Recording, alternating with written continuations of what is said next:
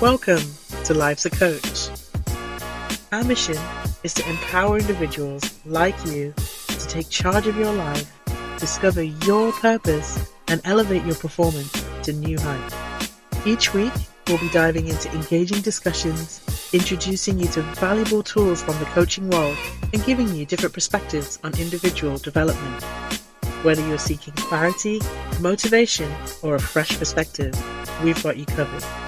Again, welcome to Life's a Coach, where the power to transform your life begins now. Hey, all right. April pressed record. That's fantastic. What? Okay. So I guess we started the podcast, guys. How's everyone? Oh, Doing we're well. working. As I'm taking my notes as we're getting into it. Mm. Today we're going to be jumping into mindfulness. So Correct. that's an interesting one. But yeah, April, you were saying about the thing. I was saying we cannot just jump into today's podcast and go, "Hey, welcome to Life's a Coach," and just go with the flow, but not talk about a very momentous occasion. Someone just got married in our team. Woo-hoo. You know. Congratulations. It wasn't me. I don't know. It wasn't me. Anybody else? Oh, hold on. Let's see if this works. Let's see if this works. That's what I put that cheering, clapping thing. Yeah. Doesn't work? Next time. But anyway. Well, hey, we can give her applause. We do. Yeah. Thank you. Congratulations. And by the way, Applause. thank you. Big shout out to you guys. That video that you sent me literally like made me cry. I was just so appreciative of that. And that really just it helped brighten the day so much. And then I had to like play it for Sean and he was tearing up. He's like, your friends are amazing. I know. Yeah. So thank you guys for that. Yes. So once again, for the listeners and viewers, Alexis just got married 2 weeks ago now, right? Yeah, almost 2 weeks. Just a couple days off of 2 weeks, but it's crazy. Like I feel like it just happened, and yet, I mean, Sean and I have been together for about 6.5 years, so we felt like we were that old married couple. We acted like that old married couple. So it was one of those things where at first we thought it was just gonna be like just a ceremonial thing, more for our families. But then it became a full blown like, well, we want this memory and we want this moment with each other and with our families. And so then it became super stressful as anyone that has gotten married or helped plan a wedding or been in a wedding, like y'all know, it is really, really stressful. And it's interesting that, we are kind of talking about mindfulness because that was one of my biggest realizations, like throughout the day and especially looking back, at the end of the day when you're kind of reflecting back on the day, everyone kept talking about just enjoy it and enjoy the process leading up to it because it flies by. And I can now be one of those people, 100% attest to that. But I was so incredibly thankful that I did so much personal growth over the last few years and the last several months, especially focusing on being more present and more mindful. And I was so afraid, like going in, oh, am I going to let the stress and the fears or the doubts or the worries of this going wrong or that being wrong, am I going to let that like just shadow over my day? Because old me would have done that and used to do that all the time. And you miss out on it. And then you look back and you're like, dang, like I totally missed that day. Yeah. I'm really, really grateful to say that I didn't. I was actually present for almost the entire day, which has never happened for me before. So of all the days, I'm like, thank you. Yeah. Super grateful. And it just makes it that much sweeter to be able to like look back on it. But also, like I was telling you guys, silently giving myself a pat on the back for that work because it paid off big time. Yeah, amazing. Awesome. Oh my gosh. I'm so happy for you, Alexis. So happy for you. And you're right. Like, for those that have been married before, that have had a day like that before, it's like it goes by just like that. Earlier on you're sharing, like, you don't even remember having the food, eating there. I remember mine. It also feels like a blur, because from the moment you start, you get up, you just like go, go, go, go, go, go, go. And it's interesting, speaking about being present, is that for you who's getting married, right? It's like this whole big production. So you've already planned for it. You know how it starts, how it's supposed to go, and how it's going to end. So you're in this world, but for the people who've come to your guests, right? Like when you come to their table and they greet you, that's their moment where they're also present with you for that, right? But in your eyes, it's just a lot of things going on. But with you, that's their moment with you. It's just crazy like that. So true. Mm. Yeah. I wish I'd had those skills, Alexis, when I got married, because basically I actually got like physically, like the day before I got sick.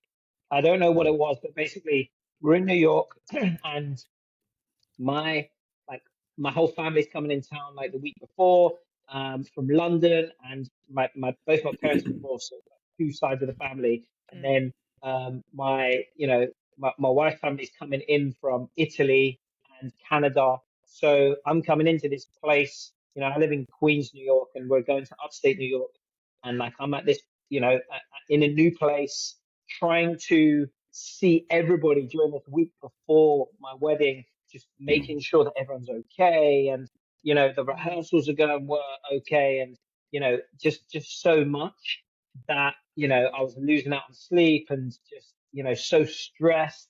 A lot of people don't think about that kind of side of it, right? And then on the day itself, it was just as you said, right? I almost wish I'd been a little bit more present. I would say that the most present I was on the dance floor, to be honest. Because Really? when I go and I dance, and like I'm just in, there's certain I feel instances and moments where people are more present than not. You know what I mean? And so like for some people it's going outside, being with nature. For me, it's like really when I'm out of my own head and I'm like there's good music on. That's why I like training with music, because I can just dance and just you can be in your body. You know what I mean? And just feel. So I would Love say that that. was that was the time that I really imagined. But as you said, kudos to you, because that's unbelievable that you could be present in such a special moment for you and your hubby. So that's fantastic. That takes a lot of skill and practice, because although I have never experienced my own wedding, I have been in a wedding, and listening to the three of your stories just kind of threads it all together, that being mindful has really got to do with your I guess your physical, mental state, being stressed. And the only thing I could relate to was, like I said, I had a very important role in a wedding, and my stress levels were just all over the place. And I don't remember a thing about the wedding, and I should have remembered everything. And so I'm relating to the three of you and tying it all together to stress and not being in our element. Eric mentioned going outside in nature, or dancing, which is exercise, right? And everybody knows that exercise is one of the top recommendations to reduce stress and then to get centered again into your body. And so I don't know, it's a little nice segue into our current topic on mindfulness and ways to get into it and practice it into our lives, or incorporate it into our lives. Yeah. Before you do Absolutely. that, I just want to say one more time, Alexis, we're so happy for you. Congratulations. Thank you. Thank you all. I appreciate it. Appreciate you all. Absolutely. Yeah. Mm. Congratulations, Alexis. And for all of us today, our audience, welcome to Life's a Coach. Today, as we've alluded to, we are discussing mindfulness and performance, cultivating presence in everyday life. Today, we've got life coaches Alexis, April, and Alma. Welcome, guys. And first question I And want to Eric. put out there, and Eric, of course. Can't forget. Um, so the first question I wanted to put out there for you to start to think about was, what is the most difficult part of staying present for you? And I'll pop that to Alexis. Ah, I knew I was gonna be first. Um, it's funny I always because, pick someone new. right, the first thing that I think of, or I was thinking of when you said that, is a conversation that Sean and I have had many times, and it's about like you. It's so difficult when you get in the zone because it's so rare when you're actually feeling present and you're in the zone. And then you realize it and you start celebrating it and you're immediately out of the zone and you're like, oh, but now I have to get back, Yeah. and that's one of the like it's one of the most hilarious and frustrating things about life, I think. So, I love it. like, how do you what was the question specifically? Like how to Just, get yeah, in the what's the most difficult part? What's the most difficult Yeah. part of staying present? I think, very similarly to what you and Elmar both shared, you, Eric, specifying that like finding what really triggers, I guess, your zone, for lack of a better term. What is it that helps you feel really connected to yourself, that drowns out the noise? So sometimes it is being in nature, sometimes it is exercise where maybe you're focused on counting as opposed to opinions and noise. And then, as you mentioned, Almar, it's stress is one of, for me personally, that's one of my biggest deterrents to actually being present. If I am feeling really stressed, I'm vibrating at a lower frequency, as they say. And you're not really able to problem solve or focus or do anything that is super worthwhile. Like some stress and some fears are good. They can be motivators, but it's when it is really captivating all of your thinking, and therefore like you're no good to yourself, you're no good to others, so therefore you're not being present. So if you're really stressed when you're trying to spend time with your kids or your significant other, you're not actually being present with them. You're not spending any quality time with them. So I think those are my difficult ones. Spending the time to explore what works best for me to feel most aligned and to feel connected to myself. So what really brings me joy and happiness, and music is one of them for me as well, Eric, like letting loose. But and then finding ways to like de-stress so you're drowning out all of the excess noise. Yeah. There's something you mentioned, Alexis, that I find myself, you know, y- y- when you say like, when you get into that zone, when you're very present, right?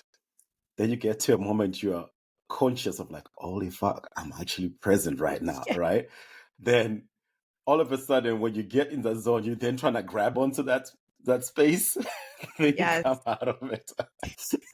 I, I know that feeling a lot.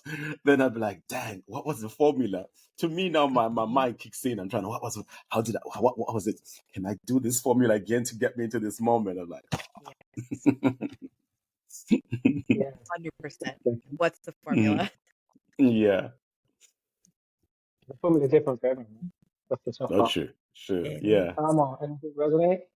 No, I'm just thinking, that's right. Just stay in flow. Just allow and acknowledge yourself losing it and coming out of it, and know that you're going to fall back into it. That's the natural flow of life. Anyway, just not holding on too much to the loss of it, and appreciating and noticing when you do have it, I think. I don't know.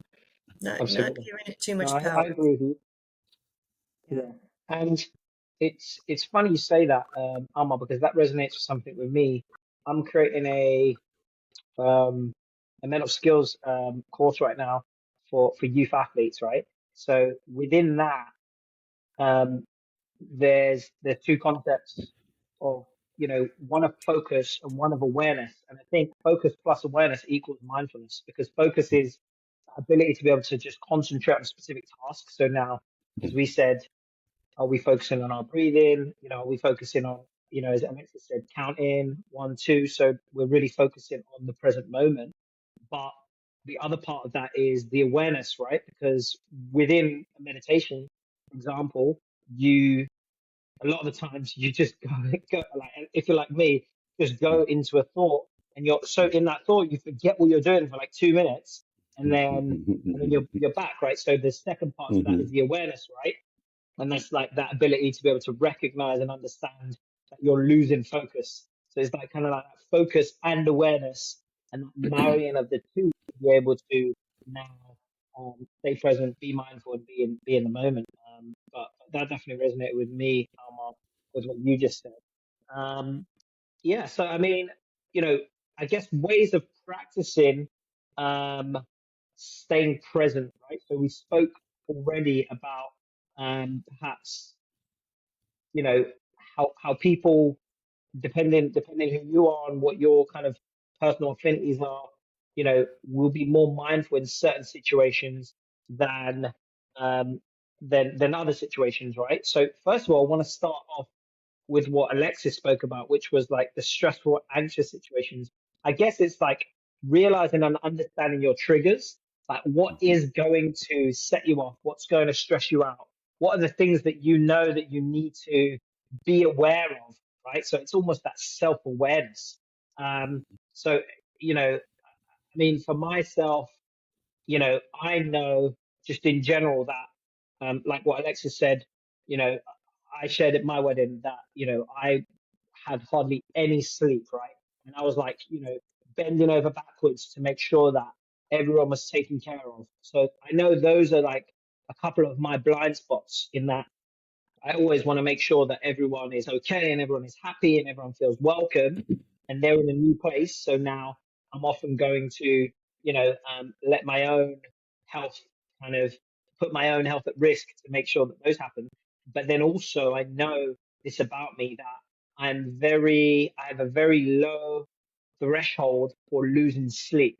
So I know a lot of people, if I try to get 8 or 9 hours of sleep, some parents out there who are listening are going to be like, "You're crazy! 8 or 9 hours, no chance, right?"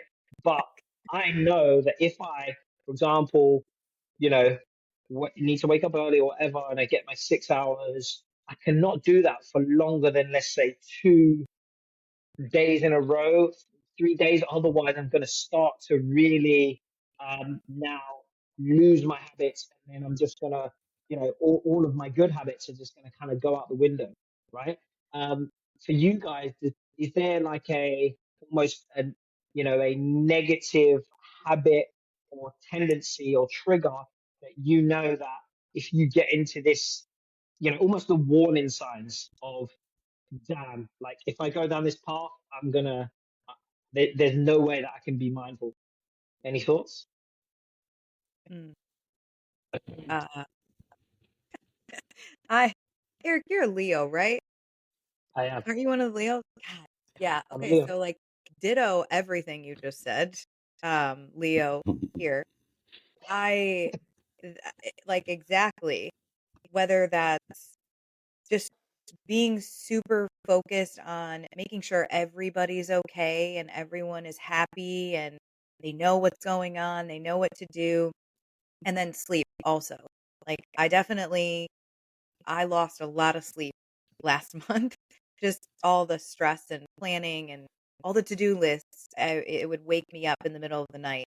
But I had to start really focusing in on that. So it's those plus self-care for me. If I start slipping on my habit of self-care, the first thing that starts to suffer is like my ability to be creative, and therefore I start stressing because I have trouble problem solving, and then I start stressing about that. Like it's a whole domino effect. So that's one that I've recognized in the last like year, I would say.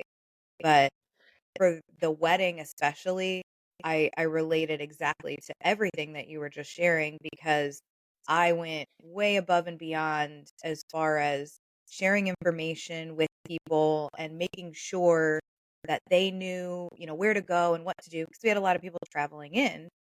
And so I wanted them all to feel a part of it and to know what was going on. And I was also trying to avoid like repetitive questions, because that's just the organizational change management consultant in me. I literally became a consultant about the wedding, basically, over communicating things. But what I had to finally get to the point to say, to sort of counteract that negative trigger or the negative habit, was I had to get to the point to say, these are all adults.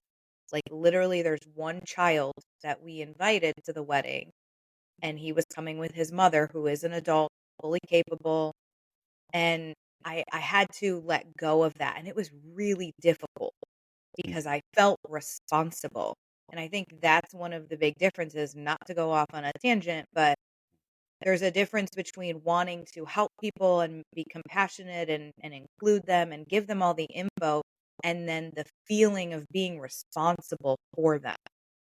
There's a complete Absolutely. distinction there. And so I learned that growth about myself, and like having to release that to Mhm. then help myself de-stress and connect more with me and what I needed and what I was allowed to want, which was a little bit of boundary, a little bit of space. And that helped me just kind of be a bit more mindful.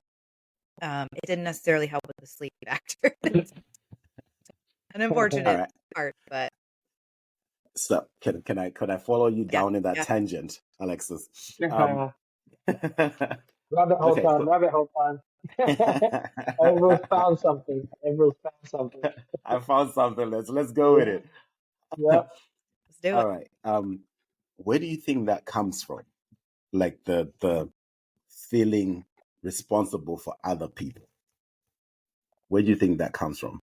For me personally, it Mm, ties back to like my older sister. Um, mm, I've always had that sense of feeling responsible for her, because mhm, she's struggled through life and leaned on me a lot, even though I'm the younger sister. So it has, unfortunately, fortunately, it's trickled into most relationships. mhm, And it's it's really hard to, until you step back and have more of that self-awareness, to see the difference or the distinction there. And I think that there's probably just some of us that it goes even deeper. It's just part of your sort of ancestral DNA, mhm. where certain people, maybe your ancestors were the responsible party of a tribe or something like that. I mean, that's just my assumption, I guess. That's juicy. I like that. I like that. Wow. So here's what I'm thinking is that because when you mentioned that, it so resonated with me, and I can relate to it, being also one who's always felt responsible for others at one point, and also being around people that I know who always feel responsible for others, right? And when you brought it up, I just thought, oh, let me ask deeper with that. Like, where do you think it comes from for you? But something that you mentioned that I've never thought of is that it may have been an ancestral thing. So sometimes you can be that person who feels responsible for everybody, right? Because my understanding prior to that statement that you made has been that to a certain extent it comes out of your archetype or something that happened to you as a child, your inner child or your shadow self, and that personal growth in your development infant stages that then makes you be more the I want to take care of everybody. I want to. So, but I like that. It's something new that I never had. Like, it's true. Maybe going back generations, some people, it just so happens your ancestors used to take care of the tribe. That's where it comes from. Okay. Sorry, I just like that. So we kind of let me go with it. But back to your I question, love that. Eric. No, no, no, no, no, no. I think what you're talking about there, Mm, you know, if I peer down that rabbit hole myself, and try and, grab that rabbit's tail, for me as well, I would say, and as an extension to that, mm, it kind of goes into something that Alexis was saying about knowing yourself and knowing your own values, knowing your own goals, knowing what you need in life, and the opposite of that, which is putting others' needs before yours.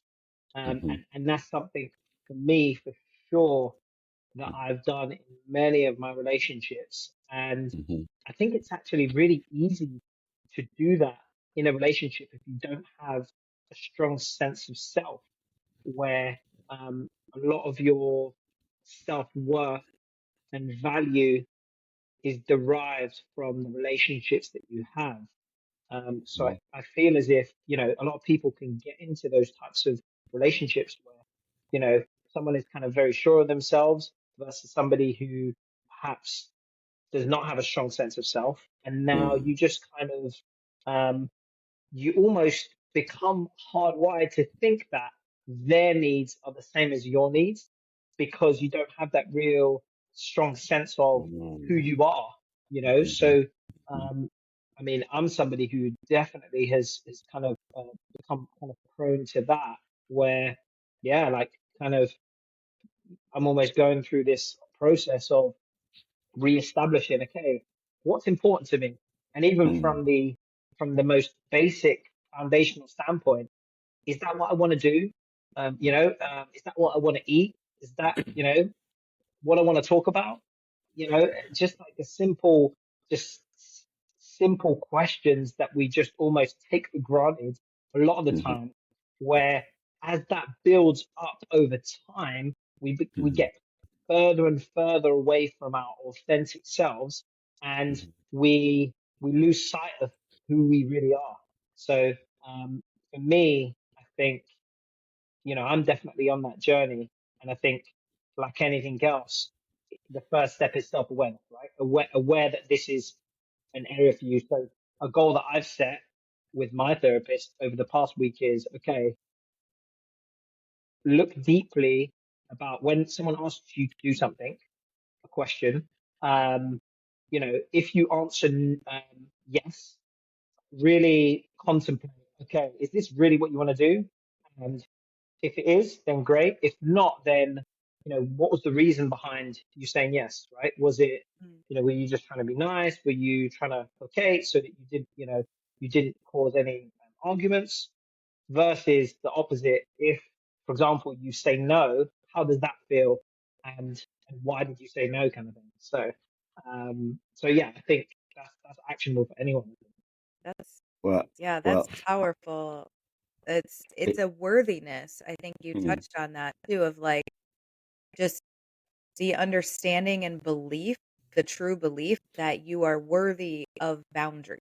Like it's okay for you to have boundaries and to have your own wants and your own desires. And I know, Almar, you've talked about that in the past. And I know that's something that we all share, we're advocates of, right? But that self-awareness too of just understanding, and I think that I fully agree and feel that deeply, because I know that's been a big part of why I was able to grow personally in that area. And to celebrate, yours, Alexis, and Eric's Leoness, it's okay to give to others. It's okay to say yes, even when you really want to say no. But every once in a while, what is it really going to cost you? An hour, a couple hours. It's not where you want to eat. It's not how you wanted to spend your time. But at the end of the day, so what?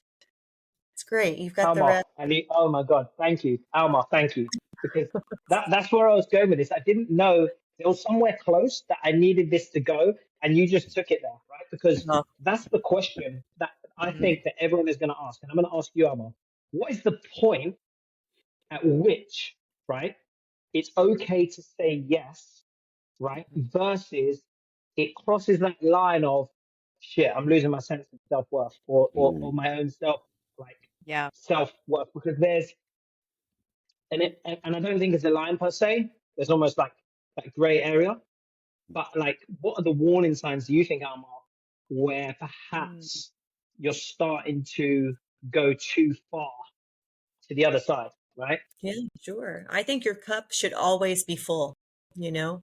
Fill your cup up first.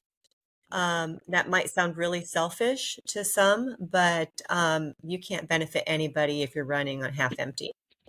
And if you have a full cup, it's great to share some of it with somebody else, you know, and not too much because, you know, and again, it's trial and error, right? You've tested yourself in different scenarios. Sometimes it was a bust and it didn't work out. And now you feel a little resentful for saying yes. But, you know, that's life, right? Trial and error. We're constantly learning. So, I yeah, love that. Eric, just Easier quite too, isn't it? simply, you know, make sure you have a full cup. Start from a But good also, place. if your cup is full, Amar, and you take some from that cup, right? And you let someone take from that cup as well, they need to fill up that cup as well. If they're constantly taking from your cup and you're giving them your cup, do you know what I mean? I There needs to do. be, there needs to be a balance, right? So I love what you just said there. My bank Oh, account needs another deposit before you take a withdrawal. Just definitely. Love that. Love that. all right, y'all. I ain't no Leo, all right? I ain't no Leo, I have to add but that I am a Leo rising, so you know I Oh, can. no. Okay. I ain't no Leo, but detail to what Eric said, what Alexa said, all my days, it resonates for me.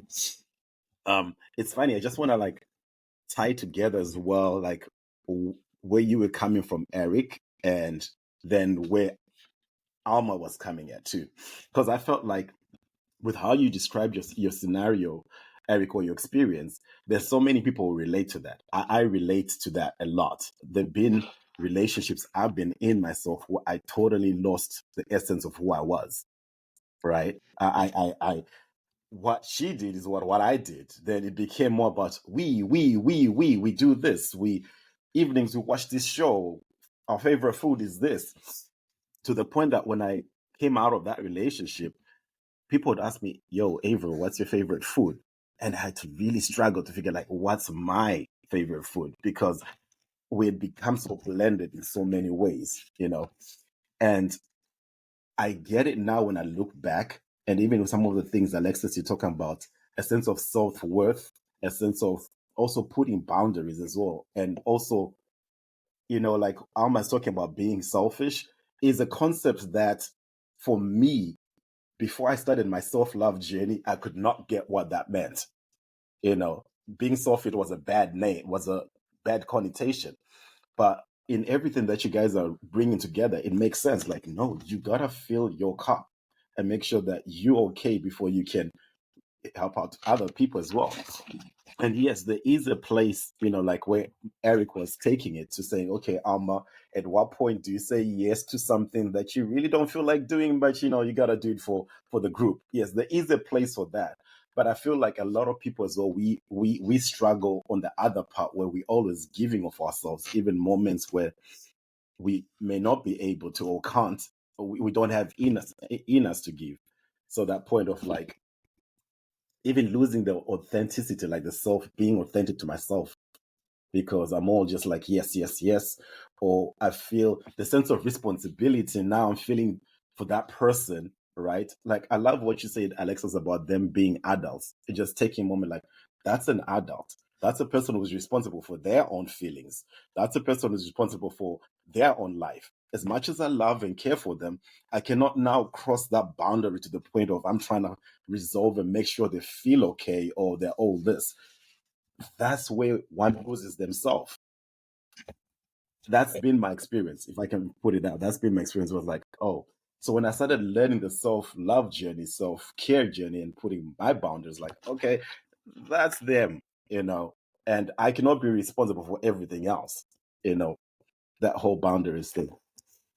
Averill, you made me think of a scene in a movie that I don't know. I love it. It's Runaway Mm-hmm. Bride, and Julia Roberts realizes she has no Uh-huh. idea how she likes her Uh-huh. eggs because the way she has Yes. always Mm. liked her eggs was the way her partner liked his eggs. And you know, I mean Mm. that's a moment. And so what did she do? She took off because it's called Runaway Bride, and she Uh-huh. spent time on her own getting to know who she was and how she liked her eggs. And so all that to say is that you have to know who you are. And again, it goes to mindfulness, right? Spending time alone, getting to Yes. really not just understand, but fall in love with who you are. And that way you can show up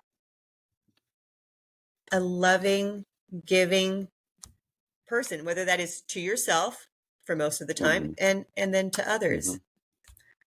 Anyway, that's just Sure. To that what you had point, said just Elmar, made me like think of that. that's such a perfect analogy. I love that. And to your point, like you're not really giving somebody else your true self if you're just compromising everything about Yes. yourself to match that. Yes. That's not fair to Yes. someone that you love either, whether that's your spouse, your Yes. best friend, your kids, like everyone deserves you.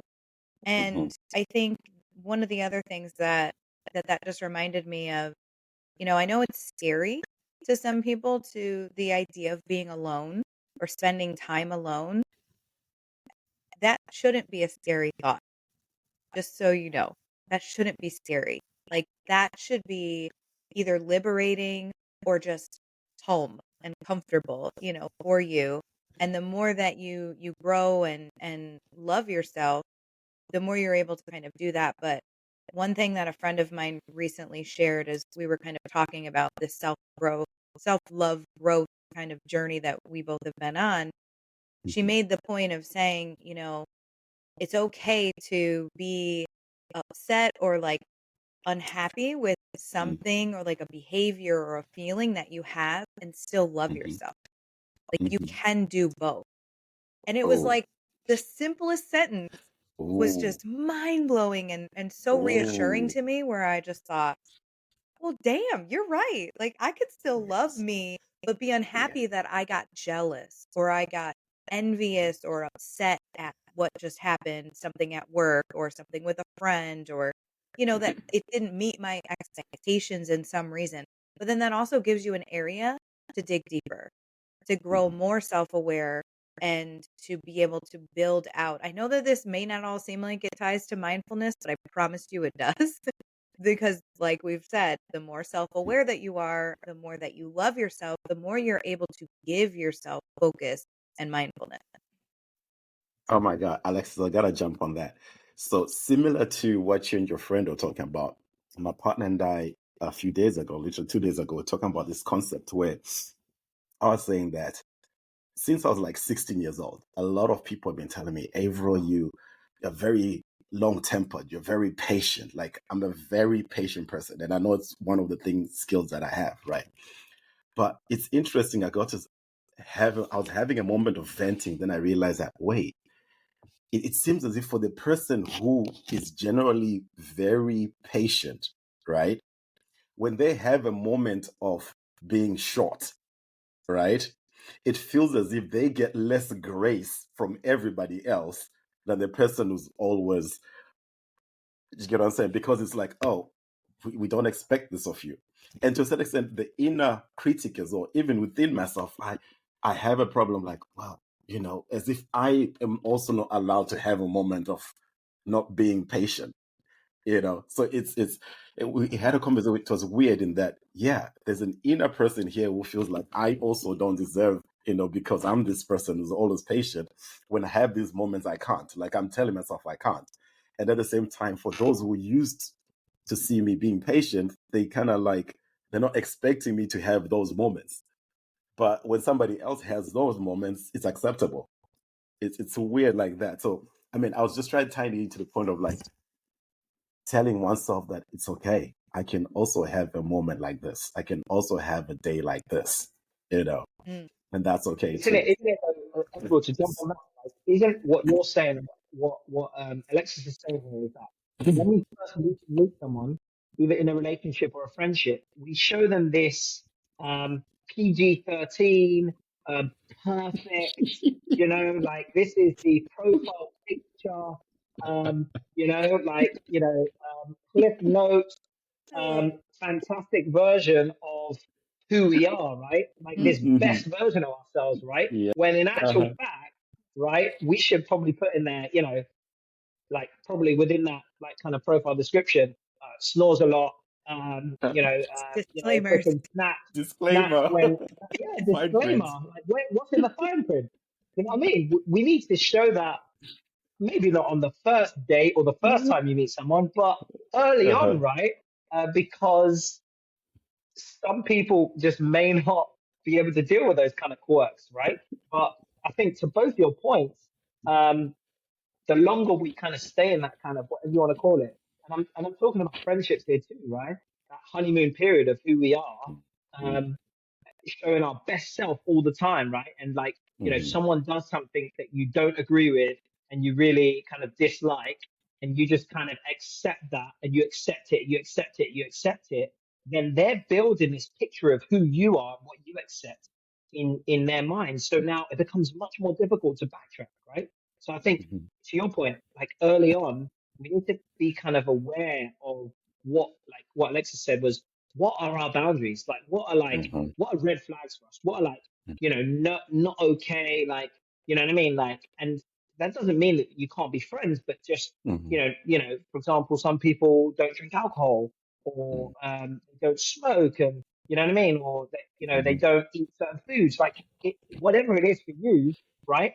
Mm-hmm. We need to be aware of those. And I think the earlier that we can identify those and let other people know what they are, the better for everyone, right? The better relationships we can have. Yeah. Um, Yeah. and like, just to the point of bringing this back to mindfulness, right? So Mm-hmm. like, I think the point of today's episode was not to identify, okay, not the, I think I don't want to say the old school version, but the cookie cutter version of mindfulness is always like meditation.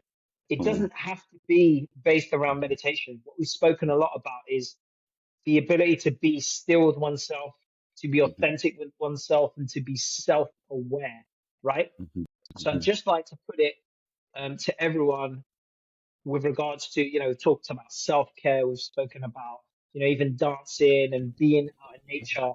What are our own self-care or, self-care habits or habits that we use that that help us stay in that mindful kind of flow, right? Mm-hmm. So yeah, any thoughts on for yourself specifically when you feel as if you're getting away from your true aura and your true, essence? What are some ways to get you back to, okay, this is who I am? Yeah.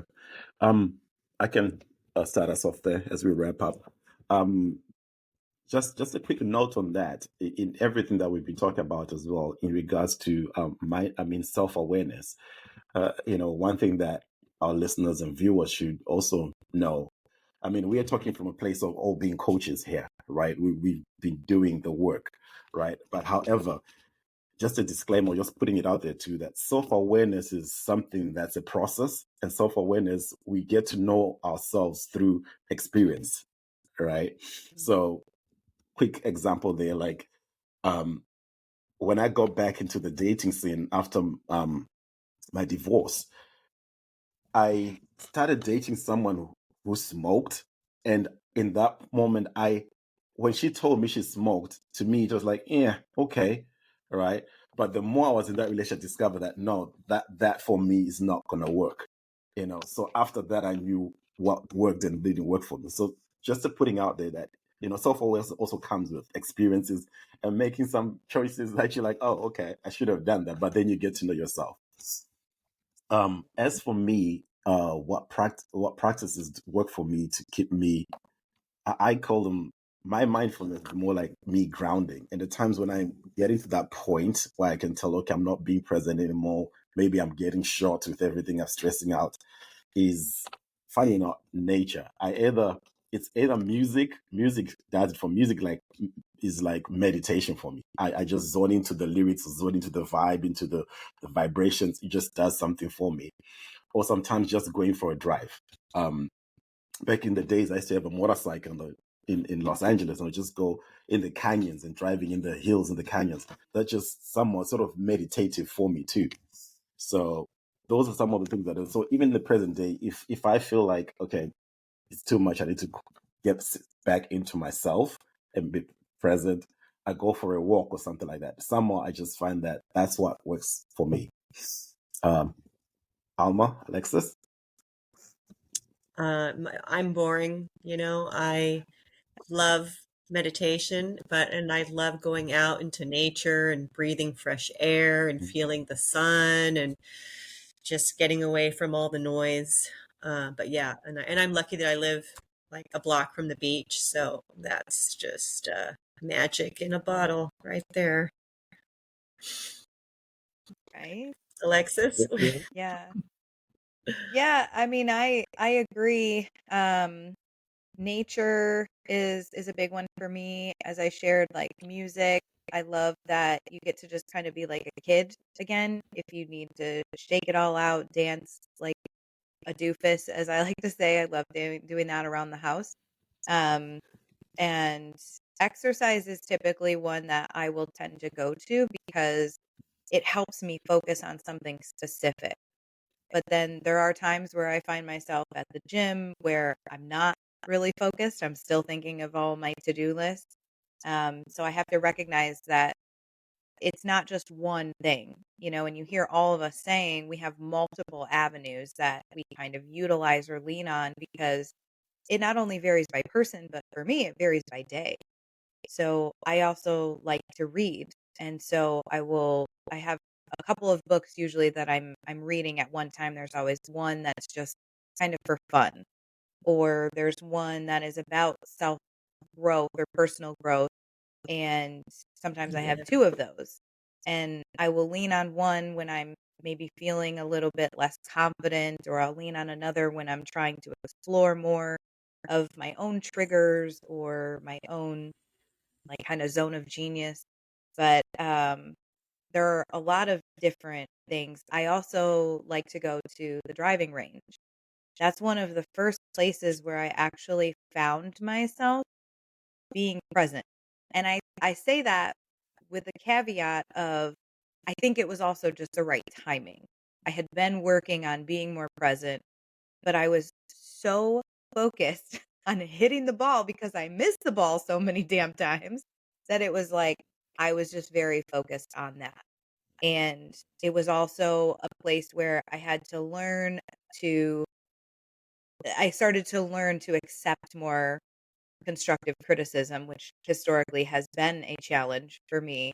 And it was from Sean, my now husband. And that can be a very difficult time of, kind of hearing that criticism from someone you love. So I do think of something like that. It might just be a specific activity, or maybe it's a favorite movie that you just feel more comfortable with. I am a big movie fan too, and that helps me sort of shut down a little bit and just relax.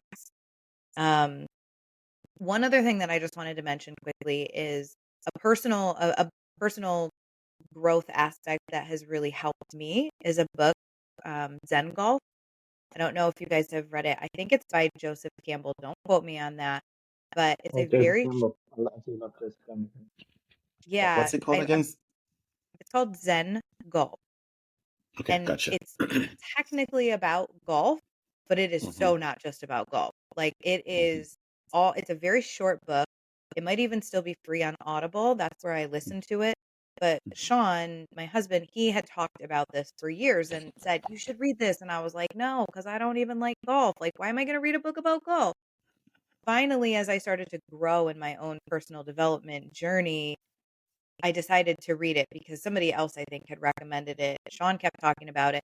And honestly, that was one of the biggest catalysts that helped me understand and be more mindful. And one of the things that he talks about in there is when you make a shot in golf, good or bad, let it go. Now it's done. That no longer exists. It's dead. You're now on the next shot. And it was like, oh, okay. So when you start applying that, to golf, and then you start applying that to work projects or a fight that you have with a friend or a spouse or just anything, it really does help you remember and realize like what's important. It's right now. I can't repeat the past in the same way. It's always going to be different. So nostalgia can be a little misleading sometimes. You know, we want to recreate great memories or great moments, and it's like we can't. It's always going to be slightly Yeah. different. You're a different person now than Yeah. you were 10 minutes ago or a year ago or Mhm. something. But the same with the future. Like if you're anxious about something that's coming in the future, you're wasting who you are and you're wasting this moment right now. So just focus on the shot at hand. So I highly recommend that book. If you haven't read it, or if you have, share with us. We'd love to hear about it, but I would really, really recommend. I actually am looking forward to reading it again soon. It's been a while. Yeah, I just pulled it up. It's Zen Golf by Joseph Parent. Parent. So not Campbell. Yes. Sorry. Yeah. I said No not to quote worries. me. Joseph Campbell from the Hero's Journey. I don't know if Yeah. Yeah. you've heard of Joseph Yeah. Campbell, but yeah, the Hero's Journey. But that reminds me of a just a concept that I'll put out there called neutral thinking, right? So neutral thinking is not positive or negative thinking, but the ability to be able to kind of approach situations in kind of that open, unbiased mindset, no judgment, right? So if something great happens, it's like, okay, so that's, you know, like Jay's old parable with the boy and the horse, right? So, you know, they bought a horse. The horse ran off into the town, and you know everyone from the town was like, "Oh no, your horse has run off." And then the man says, "Okay, good thing, bad thing, who knows?" And then three horses returned, right? So you Mhm. know then the people from the town are like, "Oh, fantastic! You know, the horses. Now you have three horses. That's fantastic." And it goes on to, you know, with the son who, you know what I mean, who falls off, breaks his foot, like good thing, bad thing, and then the army comes in the end, right? So to that parable, I think we don't truly know, right, if something is a good or a bad thing, and if we can maintain that neutral mindset of you know, one thing that mindfulness meditation definitely pushes is judgment free thinking, right? Where, you know, if thoughts come into your head, don't judge yourself, don't judge them, just allow them to kind of almost go through you, through your mind. And that is a massive skill in itself. But no, fantastic, guys. Thanks for those actionable little parts. So, all our listeners, today we dove into mindfulness and performance.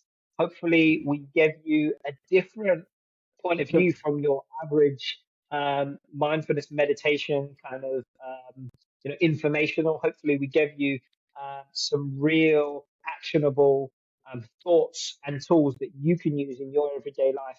Hopefully, you enjoyed our chat. As we've said many times before, if this added value, please share with a friend and remember to subscribe wherever you get your podcasts. And we'd love to hear from you in the comments section. Thank you so much, Alexis, Almar, Avril. It's been a pleasure. Thank you. Yeah, Thanks. every Thank you. time. So thanks, Eric. Yeah. Once again, I want to say congratulations, Alexis. Aw. Thanks, guys. Thank you for joining us on today's episode of Life's a Coach, where our conversations aim to empower and support your personal growth. Until next time, remember that personal development is ongoing, so keep exploring, keep learning, and keep living a life that aligns with your true purpose. Take care, and we'll see you on the next episode of Life's a Coach.